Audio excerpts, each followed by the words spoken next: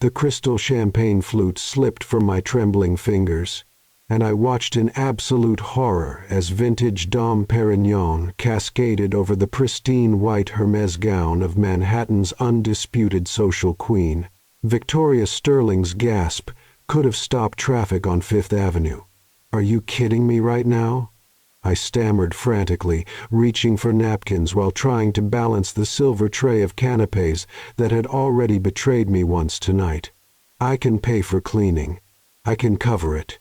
Victoria's arctic blue eyes narrowed as she held her dripping designer dress away from her body. The charity gala at the Museum of Natural History had come to a complete standstill. 200 of New York's most powerful people turned to witness my spectacular downfall.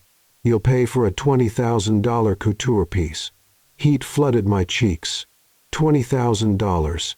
That was more than I'd make in 8 months working my 3 part-time jobs while finishing my culinary arts degree at Sullivan University. I'll find a way," I whispered, my voice barely audible. Victoria's laugh was pure ice. "With what, exactly?"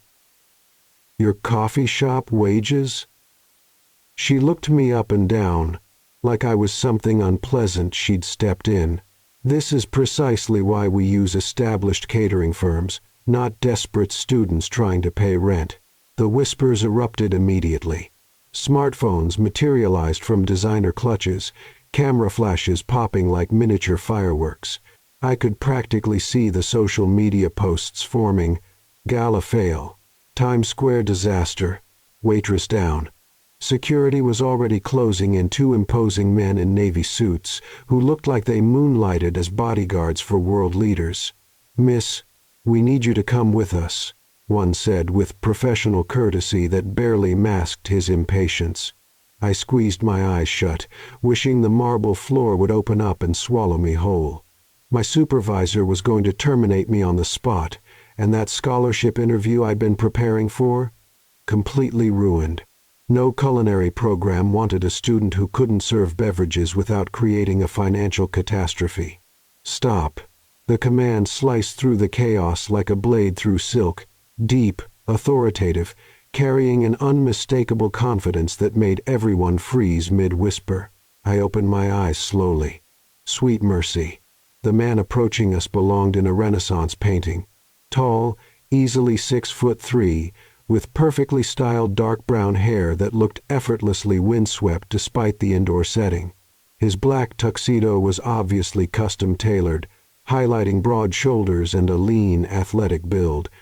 But it was his eyes that made my breath catch storm gray, intelligent, and currently fixed on me with an intensity that made my pulse stutter. More telling was how every person in the room watched him with a mixture of reverence, nervousness, and fascination. "Nathaniel," Victoria breathed, her fury instantly transforming into honeyed charm. "Thank goodness you're here. This individual has completely destroyed my gown. The insurance paperwork alone will be handled," he interrupted smoothly, not even glancing in Victoria's direction. His gray eyes remained locked on mine. "Are you injured?" The question caught me completely off guard. Of all the things he could have asked, genuine concern hadn't made my list. "What? Are you hurt?" He spoke with careful precision, as if I might not comprehend. "You appeared distressed." "I'm fine," I managed shakily. "Just completely humiliated." The corner of his mouth lifted slightly. "Humiliated. Accurate assessment." "Nathaniel," Victoria interrupted, latching onto his arm with perfectly manicured fingers. "Surely you can't be serious. She ruined my entire evening." "It's champagne, Victoria, not battery acid." He gently but decisively removed her grip. "Your evening will survive." "But everyone witnessed it. The embarrassment alone." "Everyone witnessed an accident," he said, his voice carrying the kind of quiet power that made rooms fall silent. "Nothing more dramatic than that." He turned back to me, and I felt like a specimen under a microscope. "What's your name?" "Sophia," I whispered. "Sophia Blake." "Well, Sophia Blake, would you care to join me for dinner?" The entire ballroom went dead silent. I'm fairly certain the string quartet missed a note. I'm sorry. What? I squeaked. Dinner. Food. Conversation. Typical human social interaction. Those gray eyes sparkled with barely contained amusement. Unless you have pressing engagements elsewhere. I glanced around frantically. Victoria's face had turned an alarming shade of purple. The security guards looked thoroughly confused. Every single person in the room was staring at us like we were the evening's main entertainment. I'm working, I stammered weakly. Not anymore. He gestured dismissively to the security team, who immediately stepped back. Gentlemen, there seems to be some confusion. Miss Blake is here as my guest. Your guest? Victoria's voice could have shattered the museum's glass displays. My guest. He confirmed with unshakable calm. Actually, she's my date for this evening. If the room had been quiet before, now it was absolutely silent. Someone's champagne glass actually slipped from nerveless fingers. I don't understand any of this, I breathed. Simple choice, Nathaniel said, offering his arm with old-world elegance. You can exit as the server who accidentally spilled champagne on Victoria Sterling, or you can leave as the woman who captured Nathaniel Cross's interest. Nathaniel Cross. My stomach dropped to somewhere around my knees. Nathaniel Cross, as in Cross Luxury Properties, as in the 35-year-old self-made billionaire who'd revolutionized high-end hospitality, as in one of the most influential men in America, period. And he was asking me, Sophia Blake from nowhere special Michigan, currently wearing a borrowed catering uniform and drowning in student debt, to be his date. Why me? I whispered. Why not you? He countered. But something calculating flickered in those storm-gray eyes, suggesting this spontaneous gesture wasn't quite as random as it appeared. I looked at Victoria, whose mouth was working soundlessly like a landed fish, at the security guards frozen in professional confusion, at the crowd of Manhattan's most powerful elite, all waiting to see my next move. Then, I looked at Nathaniel Cross, dangerous, gorgeous, extending a lifeline I couldn't begin to understand but desperately needed. I slipped my hand through his offered arm. All right, I said, summoning every ounce of confidence I possessed. Let's have dinner. His smile was slow and absolutely devastating. Excellent decision, Sophia Blake. As he guided me toward the exit, I heard the explosion of excited whispers behind us, the frantic clicking of smartphone cameras, the sound of Victoria Sterling having what appeared to be a complete meltdown. But all I could focus on was the solid warmth of Nathaniel's arm beneath my palm and the terrifying certainty that my ordinary life had just taken an extraordinary turn. Whether that turn led somewhere wonderful or catastrophic remained to be seen. The private dining room on the 42nd floor of the Plaza Hotel was a study in understated opulence. Floor-to-ceiling windows offered a breathtaking view of Central Park, where the city lights twinkled like fallen stars against the dark canopy of trees. But I could barely appreciate the scenery because I was too busy trying not to have a complete panic attack. You can relax, Nathaniel said, pulling out my chair with the kind of effortless courtesy that should have felt outdated but instead made my heart skip. You look like you're planning an escape route. Can you blame me? I smoothed down my simple black catering uniform, which felt completely inadequate in these surroundings. An hour ago I was serving appetizers. Now I'm having dinner with... I gestured vaguely at him. With a man, he finished simply, settling into the chair across from me. Up close, without the crowd and chaos, he was even more devastating. The sharp line of his jaw, the way his shirt pulled subtly across his broad chest, the casual confidence in every movement. A man who happens to own half of Manhattan's luxury real estate, I corrected, trying to inject some lightness into my voice. His laugh was rich and genuine. Only half? My competitors are slacking. A server appeared, a real professional, not someone like me who'd clearly been hired as temporary help, and Nathaniel ordered wine with the kind of casual expertise that spoke of years navigating high-end establishments. When we were alone again, silence settled between us. "I still don't understand why you intervened," I said finally. "Defending me back there." Nathaniel leaned back, studying me with those unsettling gray eyes. "Don't you?" "Honestly, no. You don't know me from anyone. I'm nobody special. I'm just Sophia Blake, 24, culinary arts student at Sullivan University, working part-time with Premier Events to cover tuition." He delivered the information casually, like he was discussing the weather. I blinked hard. "How could you possibly?" "I know everyone who works my property, Sophia. Background verification is standard procedure." His expression softened slightly. "What puzzles me is why someone with your obvious talent is serving canapés instead of creating them." "My talent?" I laughed, but it came out shaky. "Did you miss the part where I just destroyed your guest designer gown with flying champagne? I saw someone juggling 3 jobs to pursue their dreams stumble because they were exhausted. There's a significant difference." The wine arrived, and he poured for both of us with practiced ease. "Tell me about your cooking." The question caught me so off guard that I answered without thinking. I specialize in modern American cuisine with international influences. Not fusion exactly, everyone attempts that. I mean taking classic American comfort foods and elevating them using techniques I've learned from different culinary traditions, like Korean spiced fried chicken with buttermilk biscuits and kimchi slaw, or duck confit mac and cheese with truffle oil and crispy shallots. I found myself leaning forward, hands moving as I spoke. I believe food should tell stories, about where we come from and where we're going. What story would your cuisine tell? His genuine interest made my usual defensiveness crumble. The story of modern America, I suppose. We're all from somewhere else originally, bringing our traditions and adapting them to create something entirely new. It's complicated. The most interesting stories usually are. We talked through 4 courses that I barely tasted because I was too focused on trying to decode his motivations. Men like Nathaniel Cross didn't just rescue struggling servers and take them to dinner. There had to be an agenda. "You're wondering what I want," he said, as if reading my thoughts, setting down his coffee cup with deliberate precision. The thought had crossed my mind. Smart.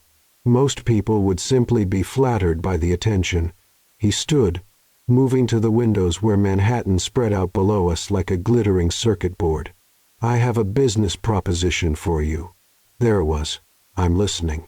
"I'm launching a new hotel, my flagship property in Chicago, scheduled to open in 6 months. He turned back to face me. "I want you to be the executive chef." I actually laughed out loud.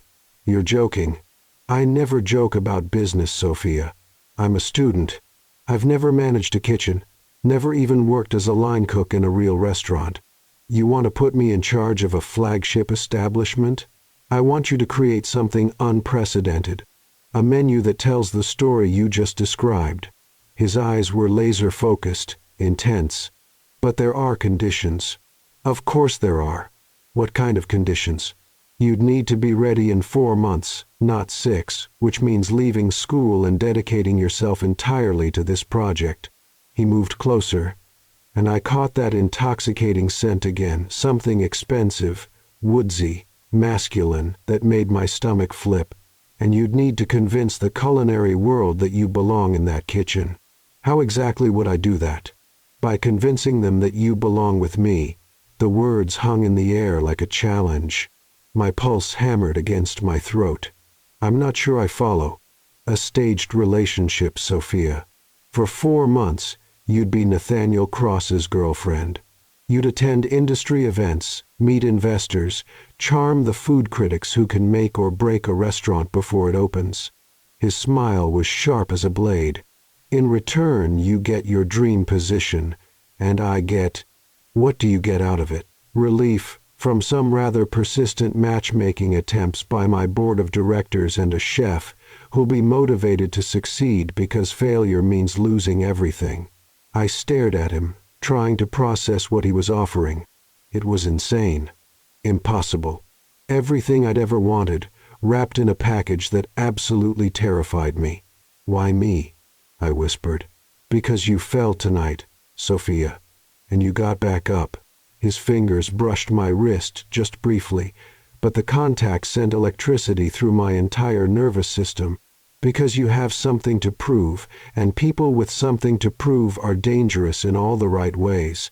I thought about my mountain of student loans, my mother's medical bills from her cancer treatment that were still arriving monthly, my dream of someday opening my own restaurant. I thought about Victoria Sterling's cruel laughter and the way everyone had looked at me like I was disposable. I thought about the impossible storm-gray eyes watching me, waiting for an answer that would change the trajectory of my entire life. 4 months, I said finally. 4 months, and then I get the restaurant position. You get the opportunity to earn it. I extended my hand, trying to ignore how my fingers trembled slightly. Deal. His hand closed around mine, warm, strong, and final as a contract signature. Deal, he murmured. And I had the distinct sensation I'd just made a bargain with the most beautiful devil in Manhattan, a devastatingly charming devil who might just make all my dreams come true, or destroy me in the most spectacular way possible. "One more thing," I said, not releasing his hand. "I need to understand the rules. What exactly does being your girlfriend entail? Public appearances, industry events, convincing performances when cameras are present." His thumb traced across my knuckles, sending shivers up my arm. "Nothing you're not comfortable with. And privately?" "Privately, we're business partners with a mutually beneficial arrangement." But something in his eyes suggested it might not be quite that simple. "Can you handle that, Sophia Blake?" Looking into those mesmerizing gray eyes, feeling the warmth of his hand still holding mine, I realized I had absolutely no idea what I could handle anymore. But I was about to find out. "I can handle anything." I lied, with all the confidence I could muster. His smile was slow and devastating. "We'll see about that." And 3 days later, I stood in the middle of Nathaniel's penthouse apartment on the Upper East Side, surrounded by shopping bags from stores I'd only ever seen in magazines, feeling like a fraud in my own skin. "The Armani needs adjusting at the waist," announced Charlotte, the personal stylist Nathaniel had hired, circling me like a predator while I stood frozen in a dress that cost more than my family's monthly grocery budget. "And we absolutely must address her posture. She carries herself like she's apologizing for existing." "I'm standing right here," I muttered under my breath. "Darling, executive chefs don't mumble. They command presence." Charlotte snapped her fingers sharply, shoulders back, chin elevated. "You're about to become America's most talked-about culinary talent. Act accordingly." Through the wall of windows I could see Central Park stretching out like a green oasis in the concrete jungle. The view was breathtaking, but I felt like I was suffocating. "She's not auditioning for Broadway, Charlotte," came Nathaniel's voice from the doorway. "She's a chef who needs to look professional, not win a Tony Award." I turned to find him leaning casually against the frame, having traded his formal attire for dark jeans and a charcoal sweater that made him look unfairly approachable and devastatingly handsome. 3 days into this arrangement, and my breath still caught every time I saw him. "Easy for you to say," I shot back. "You were born into this world. Some of us are still learning the secret handshake. Rule number 1, he said, pushing off from the doorway and approaching with that fluid confidence of his. "Never diminish yourself. The moment you do, you've already lost the game." I wasn't. "You were." He stopped close enough that I had to tilt my head back to meet his eyes. "You've been apologizing for taking up space since you walked in here, for needing help, for not being born with a trust fund, for having the audacity to accept an opportunity." His fingers touched my chin, tilting it up another degree. "Stop." The contact was brief, professional, but it sent heat racing through my veins. Everything about this man was dangerous.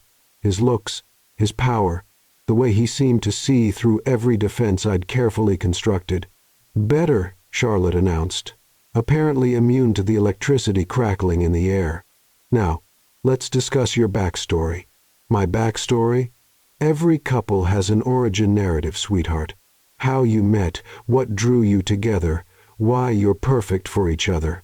She pulled out a leather portfolio thick with notes. "The media will ask. And your answers need to be flawless and consistent." Nathaniel and I exchanged glances.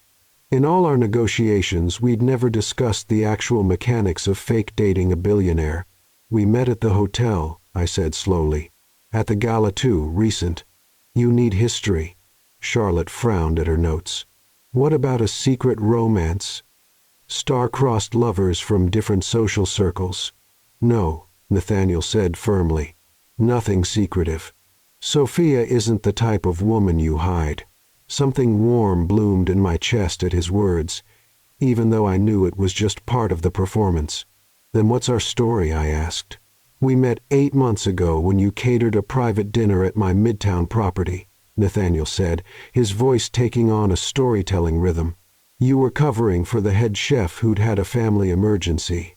The meal was extraordinary, a perfect example of that modern American fusion you described." I blinked, surprised by how smoothly the fabrication flowed from him. "And then I spent 2 months trying to convince you to have dinner with me. You kept refusing because you thought I was just another wealthy playboy looking for entertainment." A smile played at the corners of his mouth. "You weren't entirely wrong, of course, until you were. What changed?" The question came out softer than I'd intended. "You did." His eyes held mine, and for a heartbeat I forgot this was all pretense. "The first time you cooked for me personally, really cooked, not just that catering job, I knew I was in serious trouble." "This is absolutely perfect." Charlotte clapped her hands together. "Romantic but not saccharine. Class differences but not cliché. And it explains the accelerated timeline for Chicago. He's been planning this opportunity for months as a grand gesture." "Is that what it is?" I asked, still caught in Nathaniel's gaze. "A grand gesture? What else could it be?" he murmured. And I couldn't determine if he was still performing or if something genuine had crept into his voice. My phone buzzed, breaking the spell a text from my roommate Jessica. "Girl, are you seeing the news? There are photos of you and Nathaniel Cross everywhere." "Great," I breathed, grabbing my phone with unsteady hands. "Language, darling," Charlotte chided. But I was already scrolling through gossip websites. There we were, walking into the plaza's private dining room, his hand on my lower back, my face turned toward his, both of us looking completely absorbed in each other. Nathaniel Cross's mystery woman revealed. From server to socialite, the Cinderella story of Sophia Blake. Love at first sight. Hotel mogul spotted with rising culinary star. I stared at the photos, barely recognizing myself. "Stunning," Nathaniel finished quietly. I was going to say terrified. That too. He took the phone from my hands, studying the images with a businesslike expression. "But the narrative is working. Look at these headlines. They're not questioning authenticity. They're just trying to understand the timeline." "Because we're convincing actors," I suggested weakly. "Because chemistry can't be manufactured, Sophia. And whatever this is between us." He handed the phone back, his fingers brushing mine in the process. "It translates." I wanted to argue, to point out that chemistry meant nothing, that this was purely a business transaction. But the words died in my throat because he was right. Whatever was happening between us, this magnetic pull, the way my pulse raced when he looked at me, the way his presence seemed to charge the air, wasn't something either of us was consciously creating, which made it infinitely more complicated. "So what happens now?" I asked. "Now," Nathaniel said, adjusting his watch in a gesture I was beginning to recognize as his thinking tell, "we go public properly.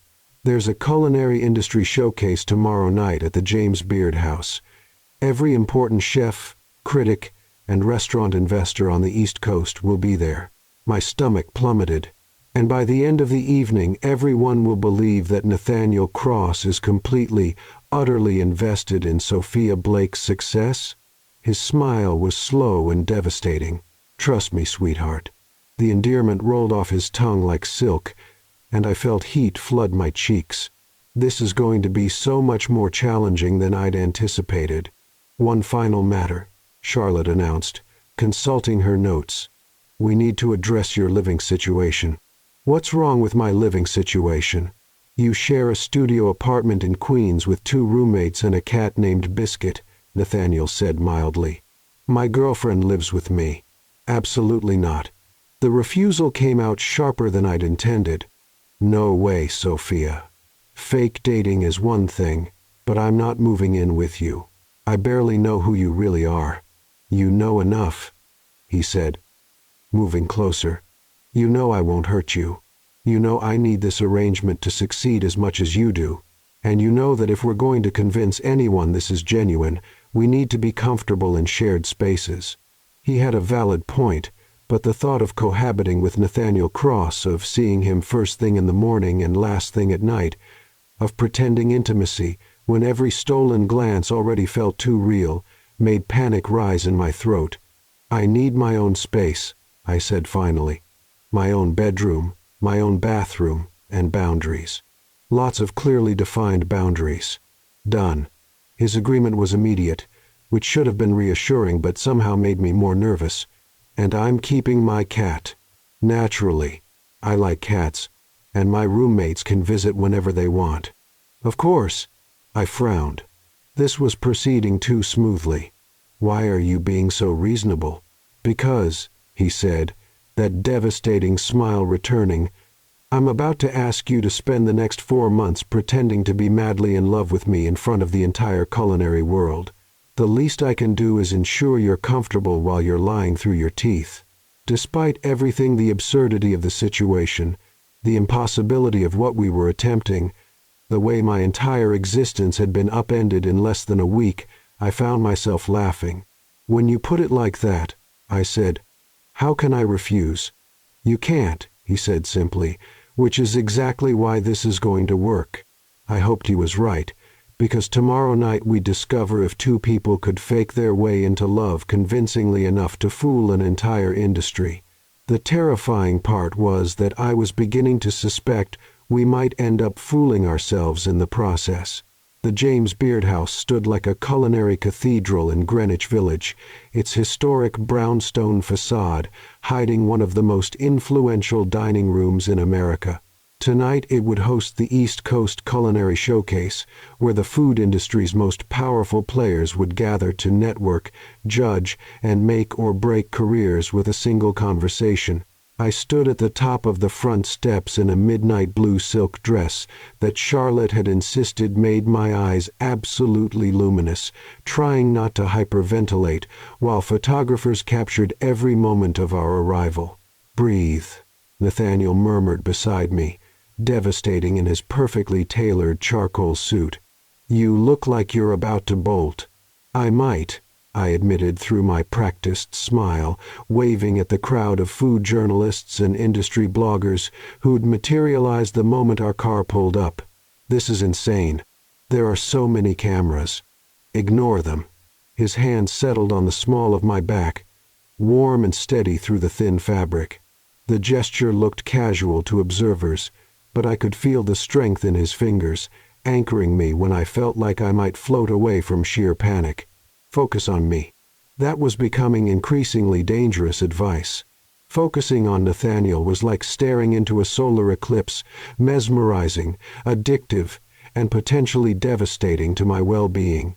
Everything about him tonight radiated power and confidence, from his perfectly styled dark hair to the way he carried himself, like he owned not just the building but the entire neighborhood. Mr. Cross.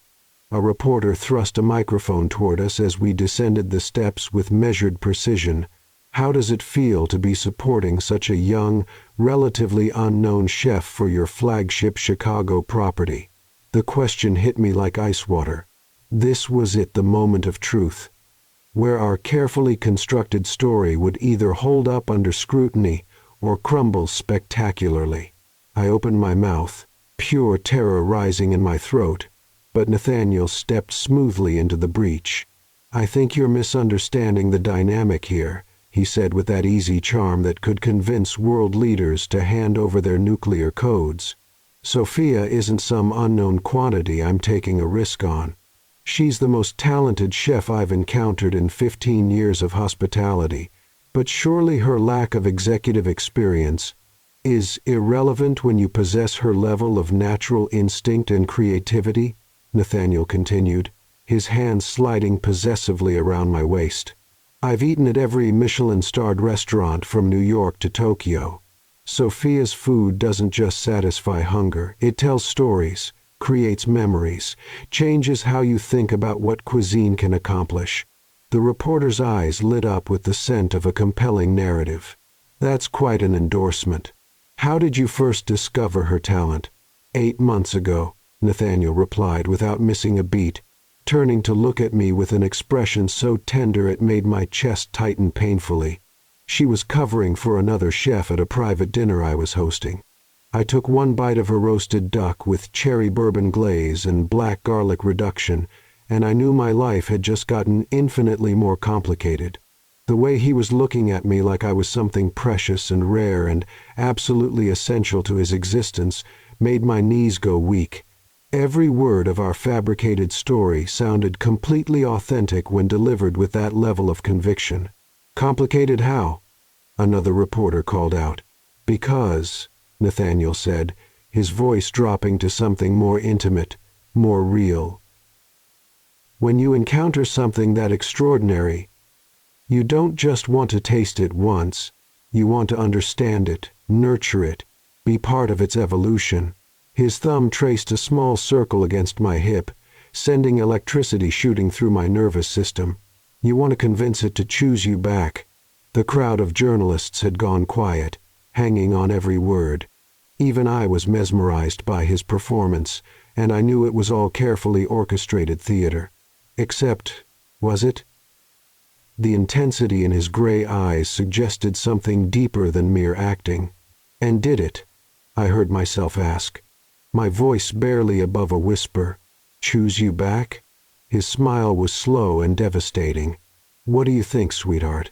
The endearment sent heat flooding through my veins, and I realized with growing alarm that I was completely lost in his gaze, forgetting entirely that we had an audience.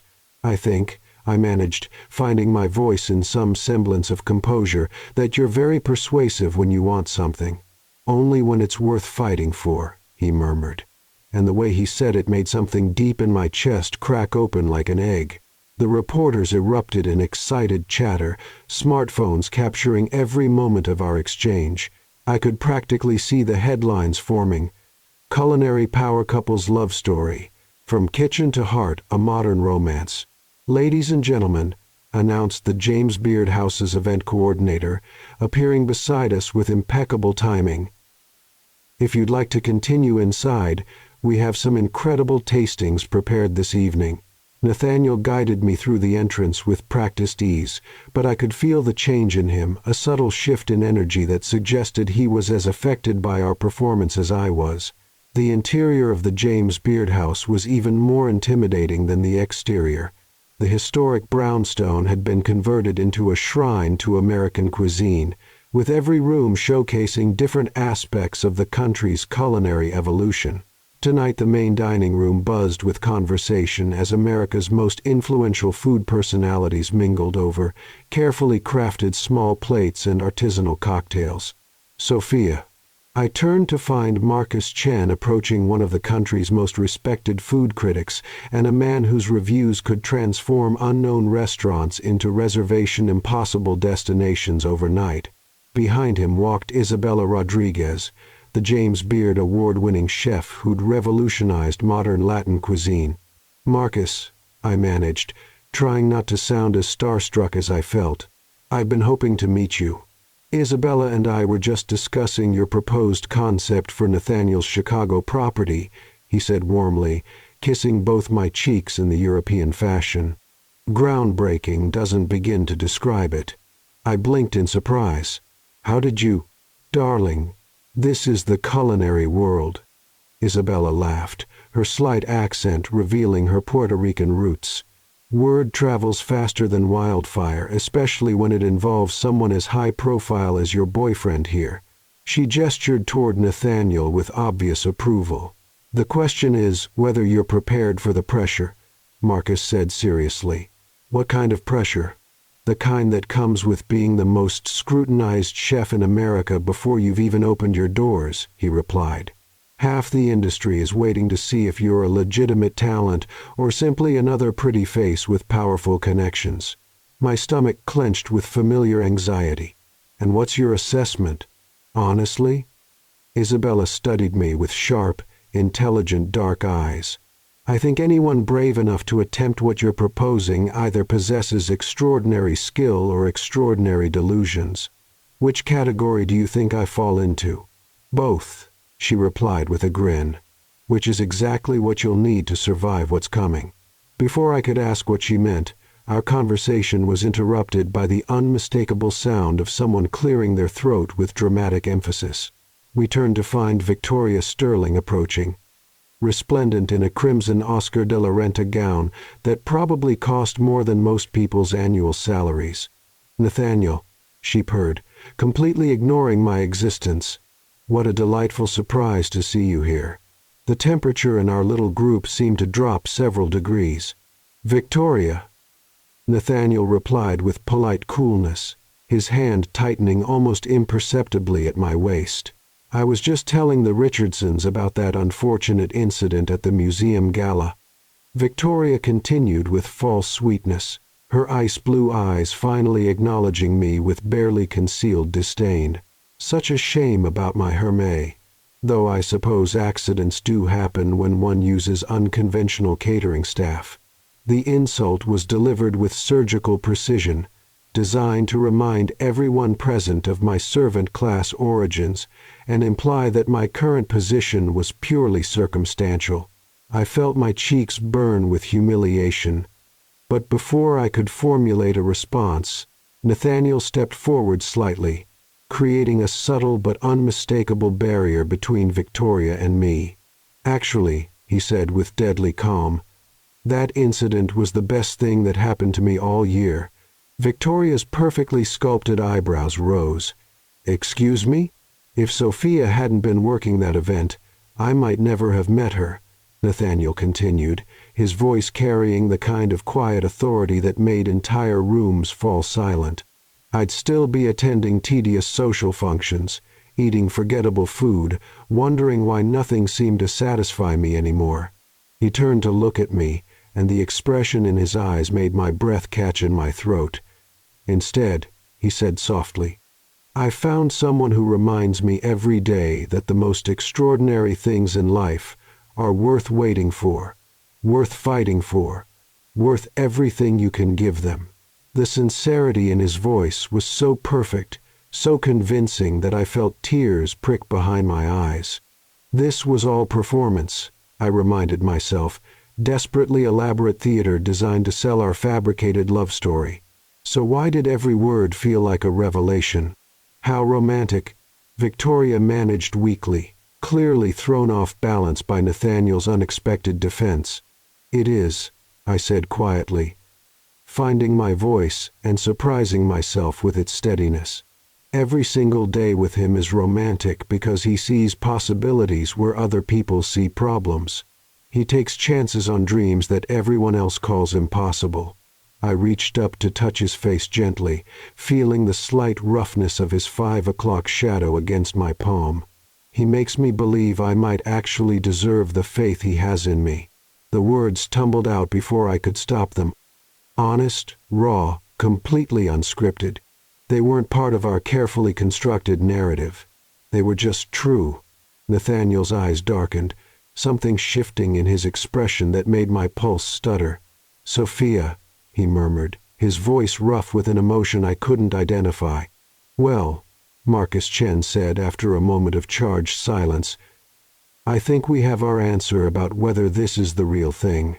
Victoria made some excuse about needing to find her husband and retreated with as much dignity as she could muster. Isabella and Marcus tactfully drifted away, leaving Nathaniel and me standing alone in the middle of the crowded room, staring at each other like we were the only two people in existence. That was... Nathaniel started, then stopped, running a hand through his hair in the first genuinely uncertain gesture I'd seen from him. Improvisation, I suggested weakly. That's one word for it. He was quiet for so long I thought he wouldn't answer. Then, just as the silence was becoming unbearable, he spoke. "Dangerous," he said quietly. "I'd call it dangerous."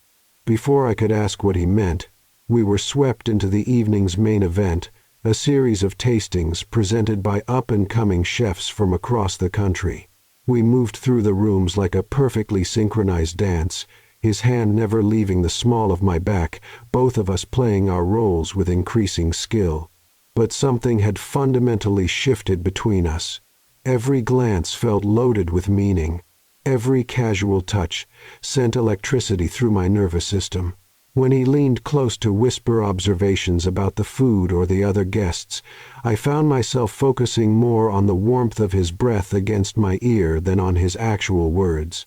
"This is a problem," I murmured during a quiet moment when we'd stepped onto the building's small back garden for some air. "What's a problem?" "This," I gestured between us. "Whatever's happening here, it's making everything more complicated." "Is it?" He moved closer, and I found myself backed against the garden's brick wall. "Or is it making everything clearer?" "Clearer? How?" "You tell me, Sophia." His hands came up to frame my face, thumbs tracing along my cheekbones. "What did you mean when you said I make you believe you deserve the faith I have in you?" My heart hammered against my ribs. I meant that you see potential in me that I've never seen in myself. You're giving me opportunities I never dreamed possible. I swallowed hard, forcing myself to meet his gaze. "You're changing my life. And you're changing mine," he said quietly. "You make me remember what it feels like to want something I can't simply acquire, something that has to be earned, deserved, fought for."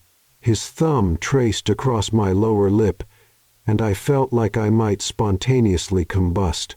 "You make me want to be worthy of the trust you're placing in me, Nathaniel." "I know this is supposed to be fake," he murmured, his face so close to mine that I could see the gold flecks in his gray eyes. "I know we agreed this was just business, but standing here looking at you, feeling the way you respond when I touch you..." His forehead dropped to rest against mine. "I'm having a hard time remembering why that seemed like a good idea." My breath came in short, shallow gasps. "Because it's safer. Because when this is over we can walk away without anyone getting hurt. And what if I don't want to walk away?" The question hung in the air between us, heavy with implications that made my chest tight with panic and longing in equal measure. "You don't know what you're saying," I whispered. "Don't I? This is all an illusion. Nathaniel designer clothes in expensive restaurants and pretending to be someone I'm not. When the 4 months are over, I'll go back to being ordinary Sophia Blake from Michigan, and you'll go back to being a billionaire who could have any woman in the world. What if I only want this one?" he asked, his voice so soft I almost missed it. Before I could respond, before I could process what he was saying or what it meant or how it made me feel, the garden door opened and Charlotte appeared, looking slightly frazzled. "There you are.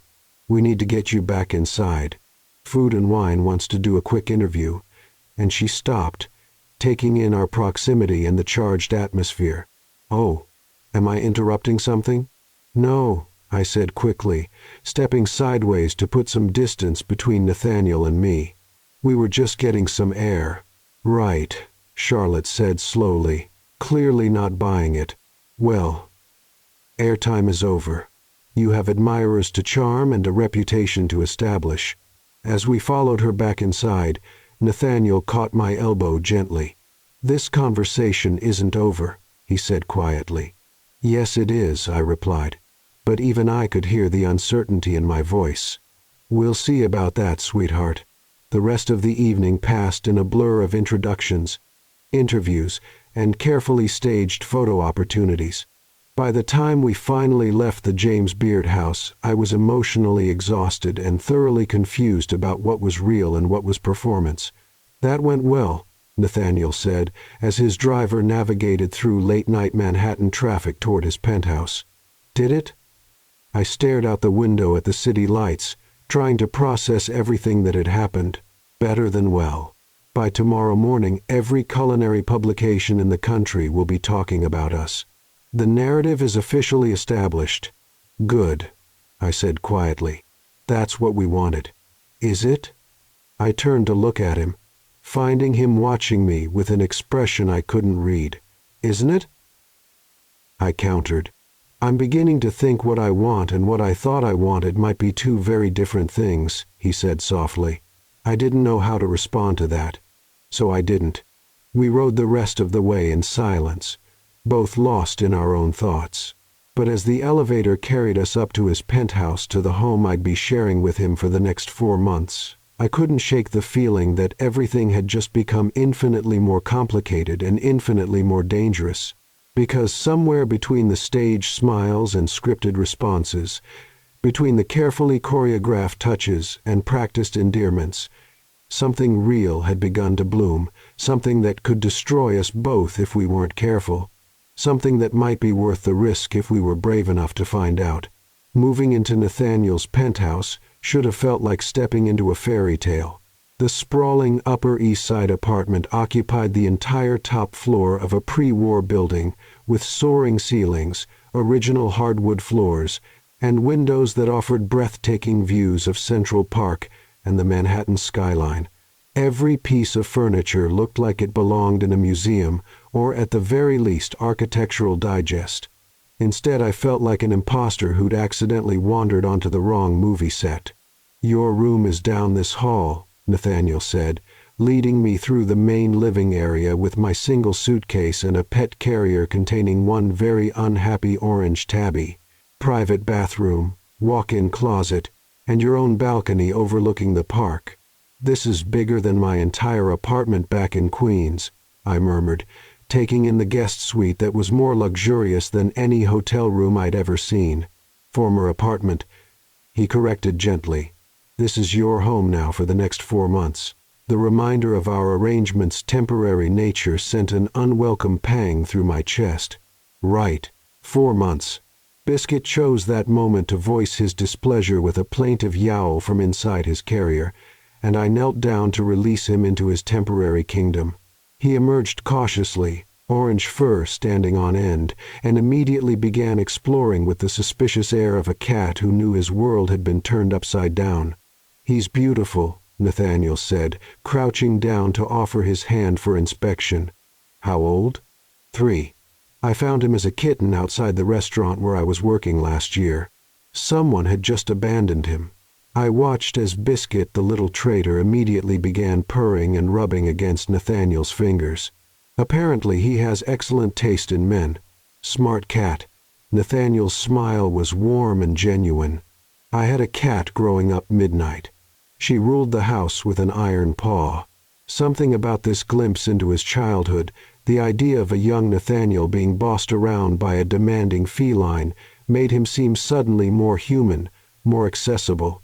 It was dangerous how easily he could disarm me with these small revelations. "I should let you get settled," he said, standing. "I have some calls to make for the Chicago project, but we should discuss logistics later. Tomorrow we have 3 interviews scheduled, and Thursday there's a tasting event in Brooklyn that—" "Nathaniel," I interrupted his efficient recitation of our upcoming obligations. "Can I ask you something?" "Of course." "Last night in the garden, did you mean what you said about not wanting to walk away?" He was quiet for so long that I began to regret asking. Then he moved closer, close enough that I could see the flecks of gold in his gray eyes. "What would you do if I said yes?" he asked quietly. My heart hammered against my ribs. I don't know." "Then maybe we shouldn't find out." "Not yet." His fingers brushed my cheek so gently I might have imagined it. "Get some rest, Sophia." Tomorrow we start convincing the world that we're madly in love. And tonight? The question slipped out before I could stop it. Tonight we figure out how to live with each other without losing our minds, he said with a rueful smile. After he left, I spent an hour unpacking my meager belongings into the massive walk-in closet, where my clothes looked like refugees huddling in a corner of their palatial new home. Biscuit supervised from his perch on the king-size bed, having apparently decided that whatever this place was, the accommodations met his standards. I was hanging up the last of my dresses when my phone rang. Jessica's name flashed on the screen, and I realized I hadn't spoken to my former roommate since this entire surreal situation began. "Please tell me you haven't been kidnapped by a gorgeous billionaire cult," were her first words when I answered. "Hello to you too, Jess." "Sophie, I'm serious. Your face is literally on the cover of People magazine right now. The headline is, 'Love in the Kitchen, America's Hottest New Power Couple.' There are paparazzi camped outside our building trying to get quotes from your neighbors." I sank onto the bed, suddenly dizzy. People magazine? With a 6-page spread inside? Professional photos from last night at some fancy food place, quotes from celebrity chefs, the whole 9 yards.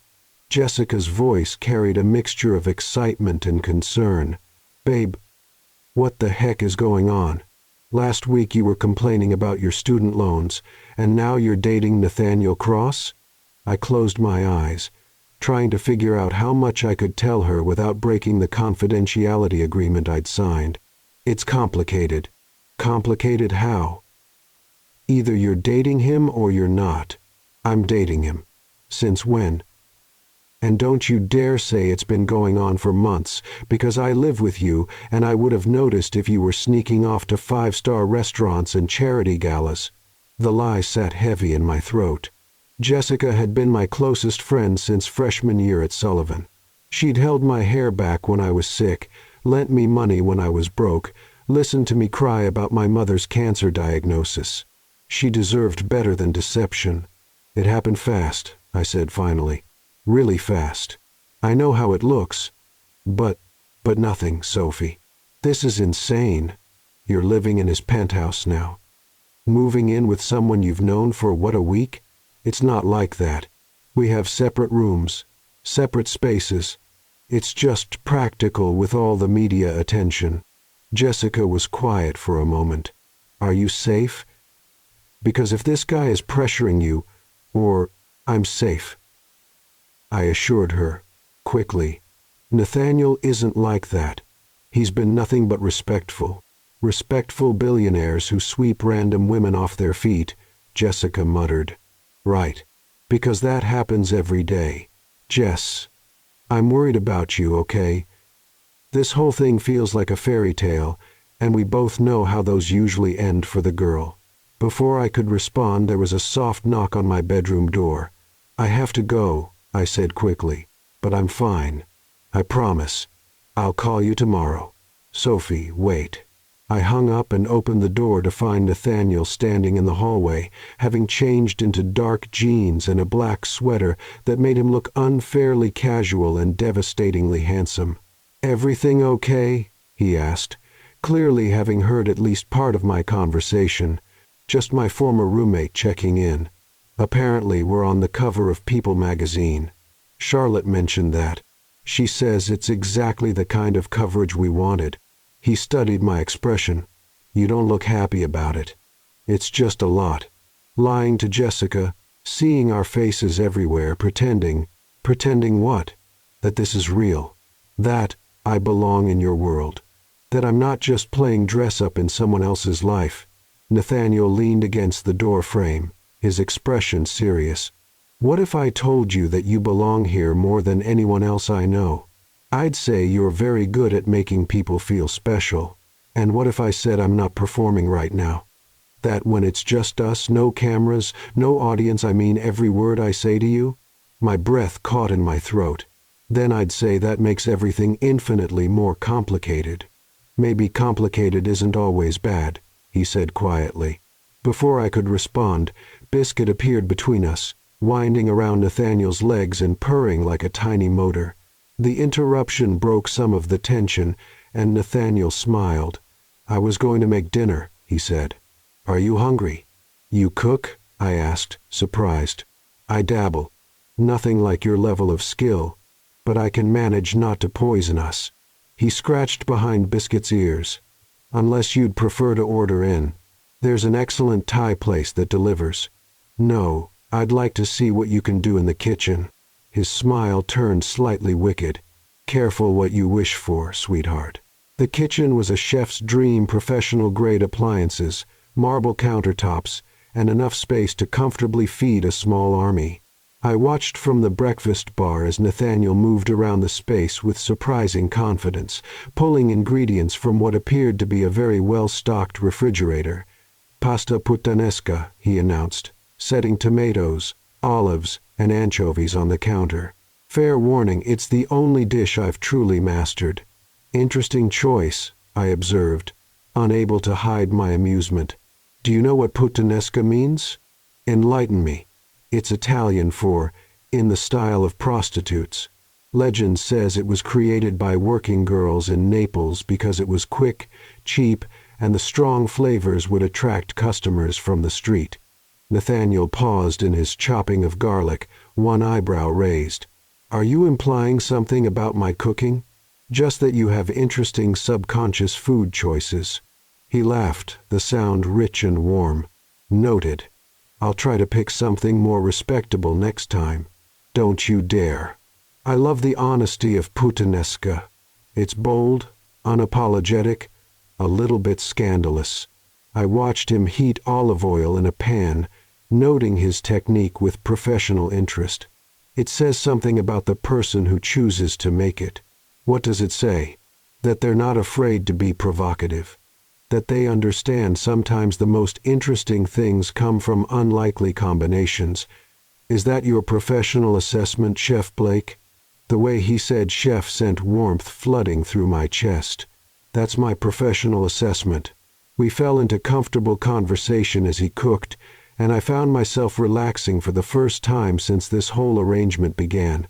Away from cameras and crowds, without the pressure of performance, Nathaniel was different, still confident, still magnetic, but with a dry sense of humor and genuine curiosity that made me forget he was one of the most powerful men in America. "Your turn," he said as we sat down to eat at his dining room table, which probably cost more than most people's cars. "Tell me something real about Sophia Blake. What do you want to know?" "Anything. Everything. Who were you before you walked into that gala?" I took a bite of his pasta, which was admittedly quite good, and considered how to answer. "I was nobody special," I said finally. "Scholarship kid from a small town in Michigan, working 3 jobs to pay for culinary school, sending money home to help with my mom's medical bills. I lived in a studio apartment with 2 roommates and a rescued cat. Dreamed about maybe opening my own place someday, and tried not to think too hard about how impossible that dream actually was. And now? Now I'm living in a penthouse wearing designer clothes, pretending to date a billionaire and getting ready to run a flagship restaurant kitchen that I'm probably not qualified for." I met his gaze across the table. "Still, nobody special, just with better costumes." "You're wrong," he said quietly. "About which part?" "All of it. You were never nobody special, Sophia. Special doesn't come from money or connections or the right address. It comes from passion, talent, the willingness to work for what you want even when the odds are stacked against you." He reached across the table, his fingers covering mine. "You had all of that before you met me. Then why does it feel like I'm playing a part that doesn't fit?" "Because you're scared," he said simply.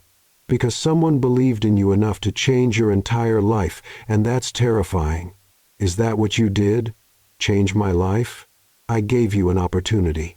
You're the one changing your life by taking it."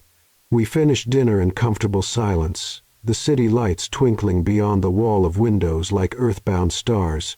It felt surreal, sitting in this beautiful space, eating homemade pasta with a man who could buy and sell small countries, discussing dreams and fears like we were old friends rather than business partners in an elaborate deception. "Can I ask you something now?" I said as we cleared the dishes. "Fair's fair." "Why me? Really?" "Not the story you told the reporters or the explanation you gave Charlotte, the real reason you chose me for this arrangement." Nathaniel was quiet for so long I thought he might not answer.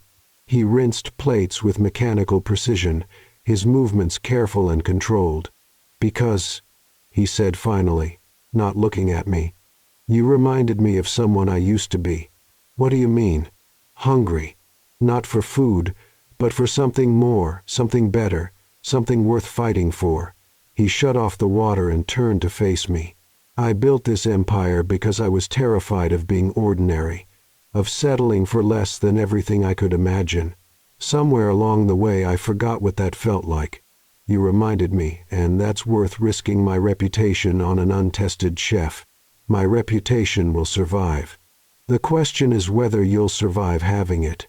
Before I could ask what he meant, my phone buzzed with a text from Charlotte. "Early morning tomorrow. Car picks you up at 8 a.m. for Today Show appearance. Wear the blue dress, it reads well on camera." Reality crashed back in like a cold wave. "Work calls?" Nathaniel asked, reading my expression. "The Today Show wants us tomorrow morning. Are you ready for that?" I thought about facing a national television audience, about answering questions about our relationship, about convincing millions of people that what we had was real when I wasn't even sure what it was myself. "No," I said honestly, "but I guess I better get ready fast." "Hey," he moved closer, his hands settling gently on my shoulders. "You're going to be incredible. Just remember, the best lies are mostly truth." "Meaning?" "Meaning don't think about what you're supposed to feel. Think about what you actually feel and let that come through." The problem was, what I actually felt was becoming more complicated by the hour. Standing there in his kitchen, his hands warm on my shoulders, his gray eyes searching my face with an intensity that made my breath catch, I felt like I was standing on the edge of a cliff, one step away from freefall. "Nathaniel," I whispered, not even sure what I wanted to say. "I know," he said quietly. "I feel it too. This is supposed to be fake. Is it?" His thumbs traced small circles on my shoulders, sending electricity through my nervous system. "Because it doesn't feel fake when you look at me like that." "How am I looking at you?" "Like you're afraid of what might happen if you stop pretending this is all business." He was right. I was afraid, terrified, actually, because somewhere between the charity gala and the James Beard house, between designer dresses and puttanesca pasta, I'd started falling for the man who was supposed to be helping me fake a relationship. "We can't," I said weakly. "Can't what?" "Whatever this is, whatever's happening between us, it'll ruin everything. What if it makes everything better?" Before I could answer, before I could think of all the reasons why this was a terrible idea, he leaned down and kissed me. It was supposed to be gentle, I think a soft exploration, a question rather than a statement. But the moment his lips touched mine, something ignited between us. 4 days of carefully maintained distance, of professional touches and calculated chemistry, exploded into something raw and honest, and absolutely devastating. I kissed him back without thinking, my hands fisting in his sweater as he pulled me closer. He tasted like wine and possibility, like all the things I'd been trying not to want. When his tongue traced the seam of my lips, I opened for him with a soft sound that seemed to come from somewhere deep in my chest. This wasn't performance. This wasn't calculation. This was Nathaniel and Sophia alone in his kitchen, finally admitting what had been building between them since that first moment in the museum. When we finally broke apart, we were both breathing hard. That, Nathaniel said against my lips, was definitely not fake. No, I agreed shakily. It wasn't. So, where does that leave us? I looked up into his gray eyes, seeing my own confusion and desire reflected back at me, and realized I had no idea how to answer that question. "I don't know," I whispered. "Then we'll figure it out as we go," he said, pressing a soft kiss to my forehead. "Together." Later, lying in my enormous bed with Biscuit purring on my chest, I stared at the ceiling and tried to process what had just happened. In less than a week, my entire life had been turned upside down. I was living with a man I barely knew but was rapidly falling for, preparing to lie to a national television audience about a relationship that was becoming more real by the hour, and getting ready to take on the biggest professional challenge of my life. Tomorrow millions of people would watch us on television and believe we were in love. The terrifying part was that they might not be wrong, but love and business were dangerous bedfellows, and I couldn't shake the feeling that I was about to discover just how dangerous firsthand. Through the walls I could hear the faint sound of Nathaniel moving around his room, and I wondered if he was having trouble sleeping too. Wondered if he was replaying that kiss, analyzing every moment the way I was. Wondered if he was as scared as I was about what we were walking into. My phone buzzed with one final text of the night, this one from an unknown number. "Enjoy your 15 minutes of fame, sweetheart. Some of us know exactly who you really are." I stared at the message, my blood running cold. Someone out there knew something, or thought they did. Someone who didn't want me to succeed. I should have shown the text to Nathaniel. Should have told him we might have a problem. Instead, I deleted it and tried to convince myself it was just a harmless crank message. But deep down I knew better. This fairy tale was too good to be true, and fairy tales always came with wolves. I just hoped I'd see mine coming before it was too late.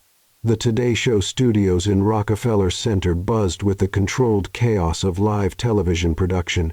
Even at 7 in the morning the energy was electric, producers rushing between sets, makeup artists wielding brushes like weapons, and the constant hum of equipment being tested and retested for the millions of viewers who would tune in across America. I sat in the green room, trying not to fidget with the sapphire blue dress Charlotte had selected, watching Nathaniel pace by the windows with his phone pressed to his ear. He'd been taking business calls since 5 a.m., his voice crisp and professional as he handled what sounded like a crisis with one of his Chicago properties. Even in the middle of our elaborate charade, his empire demanded attention. "The structural engineers are being overly cautious," he was saying, his free hand gesturing in sharp, precise movements. "If we delay the opening by another month, we lose the entire summer season. Find me another firm." Watching him work was mesmerizing and slightly intimidating. This was Nathaniel Cross in his natural element, commanding, decisive, absolutely in control. It reminded me exactly who I was dealing with, and exactly how far out of my league I really was. "Nervous?" asked a familiar voice behind me. I turned to find Charlotte settling into the chair beside mine, looking impeccably put together despite the early hour. She held 2 cups of coffee and extended one to me like a peace offering. Terrified, I admitted, accepting the caffeine gratefully. What if I say the wrong thing? What if they ask questions we haven't prepared for? Then you do what every successful person does on live television. Charlotte replied with a reassuring smile. You deflect, redirect, and charm your way through it. You've got this, Sophia. I've seen you with Nathaniel. The chemistry is undeniable. If only she knew how undeniable it had become. Last night's kiss had changed everything. I'd barely slept, replaying every moment, analyzing every sensation, trying to figure out how something that was supposed to be fake had become so devastatingly real. When I'd emerged from my room this morning, Nathaniel had been waiting with fresh coffee and warm croissants from some impossibly expensive French bakery, acting as if we hadn't crossed every professional boundary we'd established. But I'd caught him looking at me differently, like he was seeing something new, something that hadn't been there before. Or maybe something that had always been there, but we'd both been too careful to acknowledge. 5 minutes, people, called a production assistant, clipboard in hand and headset crackling with instructions. Mr. Cross, Ms. "Blake, we need you in makeup for final touch-ups." Nathaniel ended his call and moved toward us, with that fluid confidence I was beginning to recognize as one of his most dangerous weapons. In his perfectly tailored charcoal suit and silver tie, he looked like he'd stepped out of GQ magazine. "How are we feeling?" he asked, settling into the makeup chair beside mine. "Like I might throw up on national television," I said honestly. "That would certainly make us memorable," he replied with a slight smile, then grew more serious. "Remember what we discussed last night. The best performances come from truth. Don't overthink it." The makeup artist, a tiny woman named Maria who wielded her brushes with surgical precision, began touching up my already flawless foundation while chattering about the unseasonably warm weather and her daughter's upcoming wedding. The familiar routine was oddly calming, even as my stomach continued doing gymnastics. "You two are just the sweetest couple," Maria said, applying a final sweep of mascara to my lashes. "I've been doing makeup here for 15 years, and I can always tell the real thing from the publicity stunts. You've got something special." Nathaniel caught my eye in the mirror, and I saw something flicker in his expression, surprise maybe, or recognition, as if Maria had just confirmed something he'd been wondering about himself. "Thank you," I managed, my voice coming out steadier than I felt. "Places." "Everyone." The production assistant was back, more frantic now as the live broadcast approached. "Mr. Cross." "Ms. Blake, you're on in 60 seconds." The studio lights were blindingly bright, transforming the familiar Today Show set into something that looked more like an alien spaceship than a television studio. Savannah Guthrie sat across from us, looking poised and professional in a way that made my media training feel woefully inadequate. "And we're back," Savannah said, looking directly into camera 2 with the kind of effortless charm that came from years of practice. "I'm joined now by Nathaniel Cross, the billionaire hotel mogul behind Cross Luxury Properties, and his girlfriend, rising culinary star Sophia Blake. Thank you both for being here." "Thanks for having us," Nathaniel replied smoothly, his hand finding mine on the couch between us. The contact was supposed to be for show, but the warmth of his fingers intertwined with mine sent electricity up my arm. "Now, this is quite the modern love story," Savannah continued with a smile. "Nathaniel, you're known for being intensely private about your personal life. What made you decide to go public with this relationship?" I felt Nathaniel's thumb trace a small circle against my palm, a gesture that could have been nerves or comfort or simple performance. But when he spoke, his voice carried a sincerity that made my chest tight. "Sometimes you meet someone who changes everything," he said, turning slightly to look at me. "Someone who makes you realize that keeping your life private isn't worth missing out on sharing it with the right person." The way he looked at me when he said it, like I was the most fascinating thing he'd ever encountered, made my breath catch. This was supposed to be acting, but the intensity in his gray eyes felt completely genuine. "That's beautiful," Savannah said, then turned to me with journalistic focus. "Sophia, this has all happened very quickly. Some people are calling it a whirlwind romance. How do you respond to critics who say you're moving too fast?" The question I'd been dreading. I could feel millions of viewers watching, waiting to see if I'd stumble, if I'd reveal the cracks in our carefully constructed story. "I think," I said, surprising myself with how steady my voice sounded, "that when something is right, timing becomes irrelevant. I spent my whole life being cautious, taking safe choices, protecting myself from disappointment." I looked at Nathaniel, and the words that came out were more honest than anything in our scripted talking points. Nathaniel taught me that sometimes the most beautiful things happen when you stop being afraid and start being brave. Something shifted in his expression, surprise, recognition, something deeper that made my pulse stutter. "Speaking of brave," Savannah continued, "Nathaniel, you've given Sophia the executive chef position at your new flagship hotel in Chicago. That's quite a leap of faith for someone so young and relatively inexperienced." "Experience is overrated," Nathaniel replied without hesitation. Vision, passion, the ability to create something entirely new, those can't be taught. Sophia has all of that and more. His hand tightened around mine. I'd rather bet on exceptional talent than safe mediocrity every single time. And Sophia, how do you handle the pressure? The critics who say you're only getting this opportunity because of your relationship. This was it, the moment that could define how the culinary world saw me going forward. I thought about Victoria Sterling's condescending smile, about the whispered conversations at the James Beard House, about every person who would always wonder if I'd earned my place or simply slept my way into it. Let them talk, I said, feeling a surge of confidence I hadn't expected. I've been underestimated my entire life because I'm young, because I'm a woman, because I come from a working-class background. People love to diminish what they don't understand. I looked directly into the camera, speaking to everyone who'd ever doubted me. But my food speaks for itself. When the Chicago restaurant opens, when people taste what I've created, the only conversation will be about the flavors on their plates. Everything else is just noise. Wow, Savannah said, clearly impressed. That's quite a statement. Nathaniel, she's got some fire there. She does, he agreed.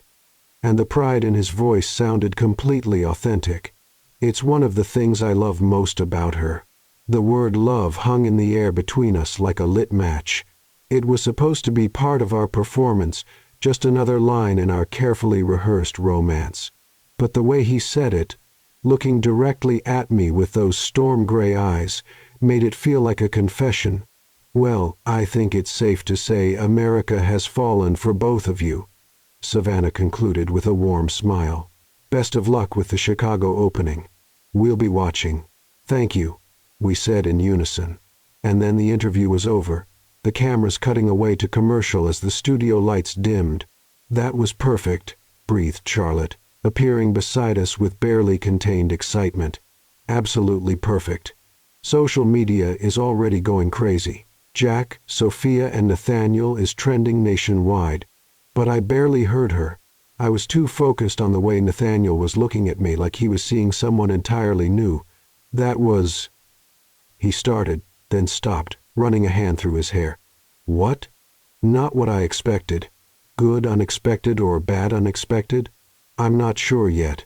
The ride back to his penthouse passed in thoughtful silence, both of us processing what had just happened.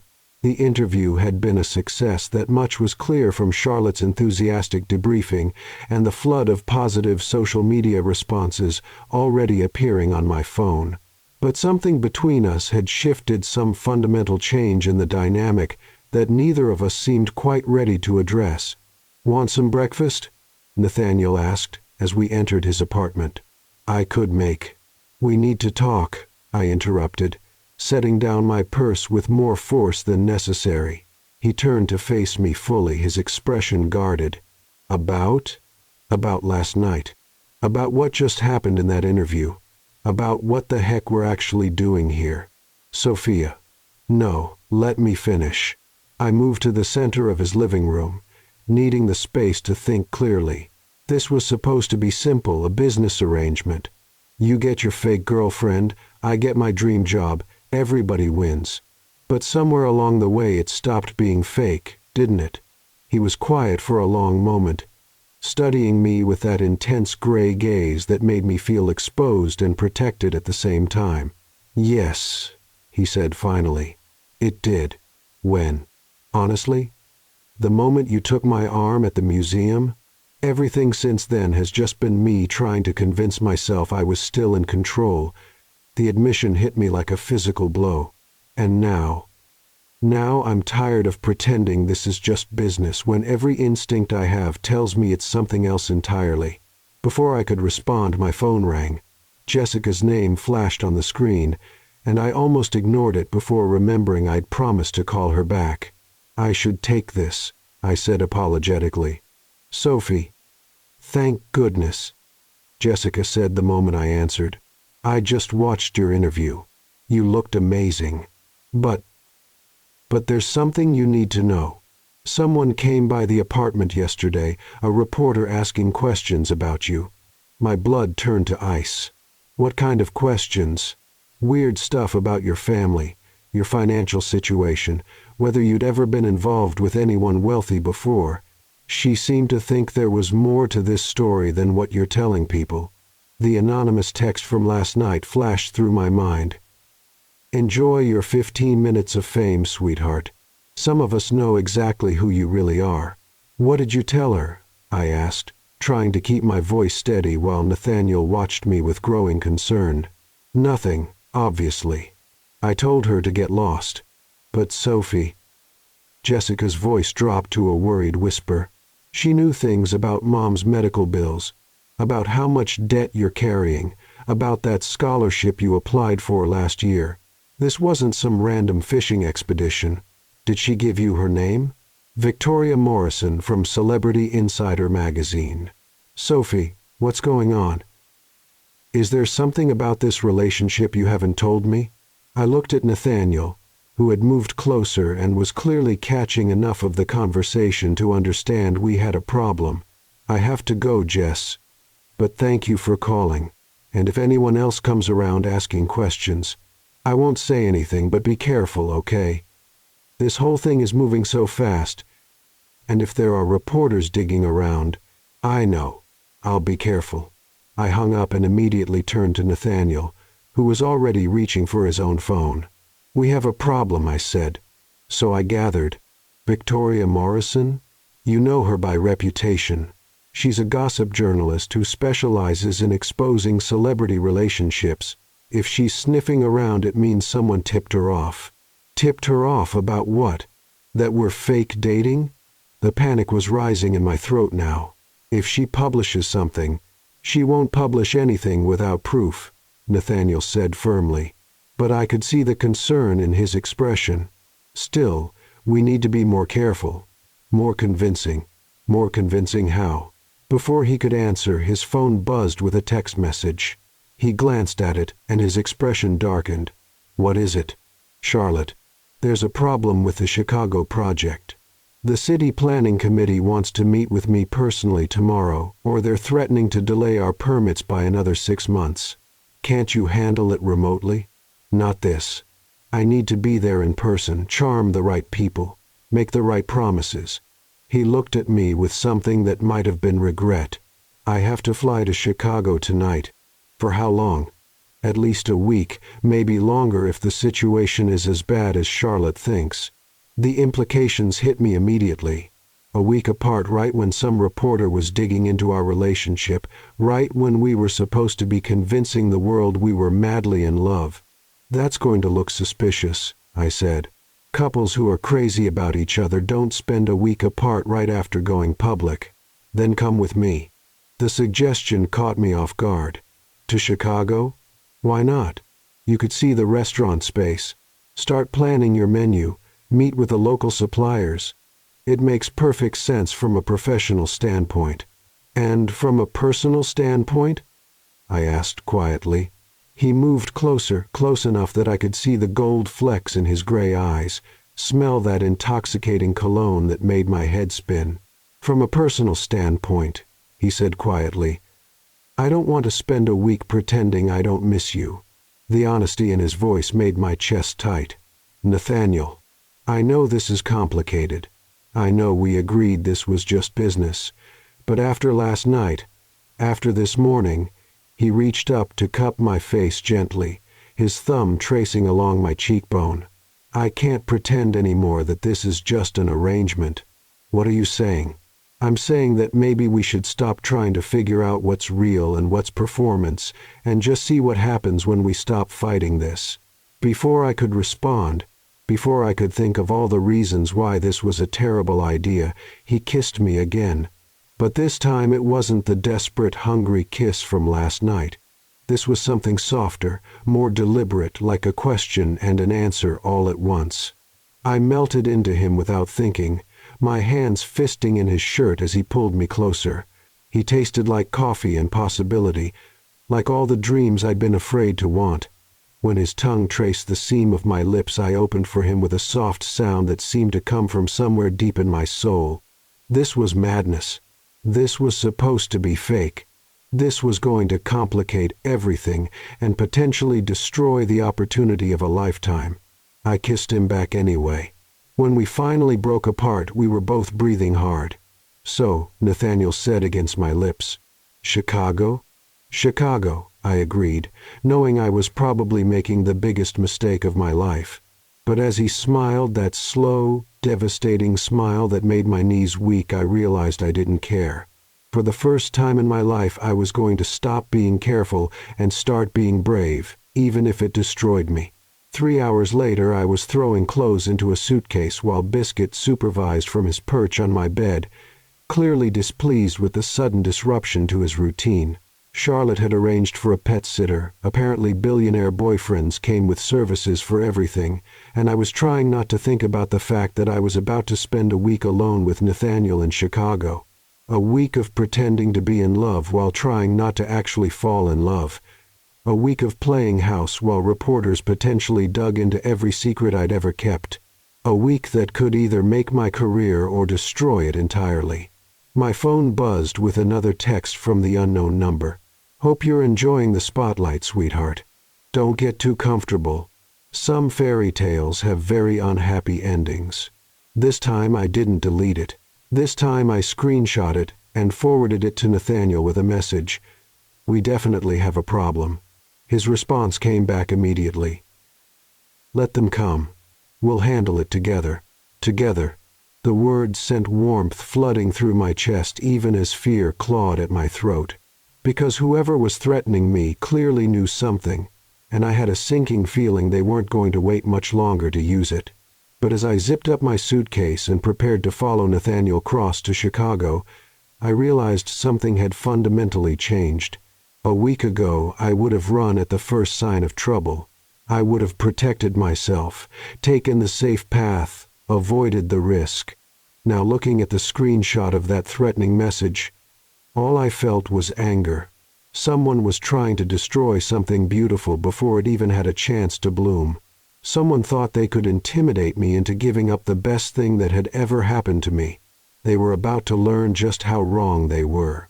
Because Sophia Blake from Michigan might have been nobody special, but Sophia Blake, who was brave enough to kiss Nathaniel Cross, bold enough to take on a flagship restaurant, and strong enough to fight for what she wanted, was someone entirely different, and she wasn't going